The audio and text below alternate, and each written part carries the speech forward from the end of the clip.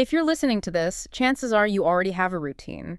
You journal, maybe you meditate, you try to work out. All the right things. Exactly. And yet, there's this feeling, right? This feeling of being perpetually overwhelmed or just stuck. And you're waiting for some kind of reset button. Well, in this deep dive, we're going to challenge a really core assumption you might have about that feeling. The assumption being that you're overwhelmed. Our sources today suggest something pretty radical. Which is... that you're probably not overwhelmed at all. You're profoundly underchallenged. That is a fascinating flip. I mean, we spend our lives engineering comfort, right? Making everything easier. Ordering food in seconds, avoiding any real physical strain. But in doing that, by avoiding all the hard things, we've inadvertently become, well, the source material uses the word soft. And when you get soft, you don't need another inspirational quote. You don't need a new app. No. You need what this philosophy calls a radical soul-shaking reset. Which brings us to this ancient Japanese practice. It's called Misogi. Misogi. It comes from misu, for water, and sogi, which means purification. So historically, it was a literal cleansing ritual. Often with cold water, like standing under a freezing waterfall. Right. But the modern application, what we're digging into, is about a much deeper kind of purification. Mental, physical, spiritual. And you achieve it by doing one thing. Something extremely, almost irrationally hard. The whole mission here is to find your absolute edge. That line where your brain is just screaming at you to stop. And then you push past it. You intentionally expand your own definition of what's possible. I love that idea that you're actually training your nervous system. You're teaching your brain that its fear of, not being able to handle something is a complete lie. And that brings us to this amazing concept of Misogi as emotional weight training. Emotional weight training. That's a great analogy. It is. In a gym, you lift heavy weights to grow muscle. With Misogi, the difficulty of the task itself is the resistance. So the heavier the task, the more your inner resilience grows. Exactly. You're not lifting weights. You are literally lifting your limits. And you can see the flip side of this everywhere, when you haven't tested your limits. Oh, yeah. The smallest things become huge stressors. A delayed email sends you spiraling. A little bit of traffic ruins your day. Your capacity tank is just too small, so even a tiny bit of stress makes it overflow. You haven't expanded it to handle real friction. Which is why the sources talk about applied suffering. It's a key distinction. The toughest people didn't just go through hardship, they grew through it. Misogi is about choosing that suffering on your terms for the explicit purpose of growth. Okay, but let's draw a line here. Where does this stop being self-improvement and start becoming, I don't know, just masochism or burnout? That's a fair question. And the difference is all about intention and cadence. This isn't a daily grind. It's a controlled, very intense but infrequent event. So it's a crucible, not a lifestyle of pain. Precisely. The goal is to build, not just to endure. And this actually ties directly into the science of what's happening in your brain. Right, because willpower, it turns out, is not some abstract idea. It's a muscle. A literal physical muscle you can grow.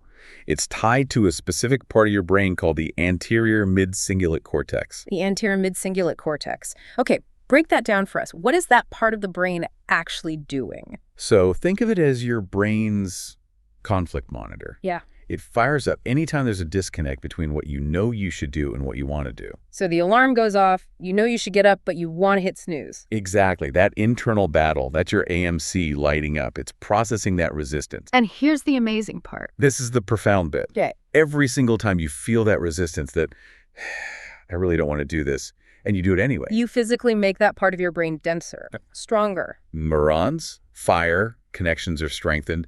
You are literally building a bigger, better AMC. The more you do it, the easier it gets to override that voice of comfort later on. That is a fundamental shift. You're not just being disciplined, you're performing neuroplasticity on yourself. Struggle is just exercise for your executive function. So with that brain science in mind, let's look at the 3 purifications of Misogi. This is where it gets really deep. It does. Let's start with mental purification. Okay, so for most of us, our mind is just noise, constant chatter, self-doubt, to-do lists, worrying about what other people think. All that digital clutter, the endless scrolling, the multitasking. Misogi purifies that by forcing you into a state of absolute focus or absolute discomfort. And what happens in that state? All that mental garbage, it just It rises to the surface. It has nowhere else to go. Because when you're 15 miles into a 20-mile run and everything hurts, You are not worried about an email. You are facing the real clutter, the deep-seated belief that you're not strong enough to finish. it's like wiping the mental whiteboard clean. You have to face those lies to finally let them go. Then you have the physical purification. This is about shaking off stagnation, the heaviness of playing it safe. All that tension and stress and inflammation we carry around in our bodies. Yes, and Misogi purges it. It's about moving that energy out, sweating it out, breathing it out, maybe even throwing it up. You're creating an environment where the body has no choice but to dump the stress it's been holding on to. And that leads to the third one, which feels like the biggest, the spiritual purification. This one is about the ego, releasing that obsession with looking good or being in control or being liked. And that sense of entitlement, that little voice that says, I'm too important for this, or I shouldn't have to do things that are this hard. That entitlement is a cage. And this purification is also about releasing all the old baggage. You know, the grief, the fear, the resentment you've been carrying for years. The source called it living in the basement of your soul. That's it. When you're in the middle of a true Misogi, the mask comes off. You're not your job title. You're not your social status. You're just this raw, primal being trying to take the next step. That's the cleansing. You get rid of the BS that isn't you, and you get to meet who you actually are underneath it all. But the moment you decide to do any of this, Yeah. another voice shows up. Oh, yes. The inner bitch. That voice is universal, isn't it? The second you commit to something hard, it's there to sabotage you. The cold plunge is the perfect example of this. Before you're even near the water, it starts, oh, it's too cold today, nobody's watching, you can do it tomorrow. It gives you 1,000 perfectly logical reasons to quit before you even start. Because its only job is to keep you safe and comfortable. And the most important realization is that that voice is the very thing destroying your life by keeping you small. Yeah. So the strategy is simple. Whatever it tells you to do. You do the exact opposite. I mean, I had a tiny version of this, just trying to get up early for a workout. The voice was so convincing. Sleep is more important for recovery. It sounds so smart. It always does. And when you're in the pain in the cold water, on the long run, it gets louder. Get out. It's been 15 seconds. You're done. But by having a goal, a set time, a set distance, you learn to override it. You teach your brain that discomfort isn't a stop sign. It's a signal that growth is happening. And you know what's amazing? When you do that consistently, that voice gets quieter. You don't argue with it. You just outgrow it. Its concerns become irrelevant. Exactly. So let's get practical. How often are we supposed to do this? It can't be a weekly thing. You'd end up in the hospital. And that's the beauty of it. The cadence is just once a month. One day. One single dedicated day to do something so hard that it fundamentally changes you. I love that idea that transformation doesn't have to be this slow, gradual process. Right. We think change takes years, but a single heightened experience can shift your entire nervous system instantly. It's like surviving a near-miss car accident. That one event rewires you. But Misogi is about choosing that moment. You're harnessing that same neurological power, but on your own terms, not waiting for trauma to do it for you. So what are the rules? It can't just be a slightly longer run. No. The main requirement is that it has to scare you, at least a little bit. Yeah. It has to be clearly beyond what you think your current capacity is. The rule is simple. If it doesn't challenge you, it won't change you. And of course, safety is critical. This is intentional, not reckless.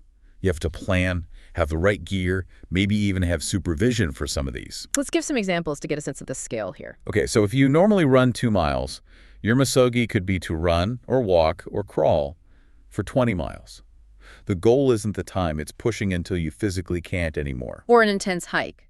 Not a nice trail for photos, but a grueling 14-hour push where about 8 hours in, you seriously question every life choice you've ever made. There's also fasting for a few days, or doing a silent retreat, or trying to meditate for 5 hours straight without moving. I've seen people do weighted challenges, like carrying an 80-pound vest for 5 miles. Or doing a cold plunge every single day for a month, specifically because you hate it. All of these are designed to bring you to that moment, the moment your brain tells you that you are done. Which is where the David Goggins law of 40% comes in. The law of 40%. Tell us about that. It's this idea that when your brain is screaming at you that you are completely finished, that you have nothing left, you are actually only at about 40% of your true capacity. Only 40%. Why is that wall so powerful? Why does our brain shut us down so early? It's a survival mechanism. Your brain's job is to conserve energy and keep you safe. It feels the current pain, and it predicts, prematurely, that continuing is a threat. So it erects this huge psychological wall to stop you, long before you're in any real danger.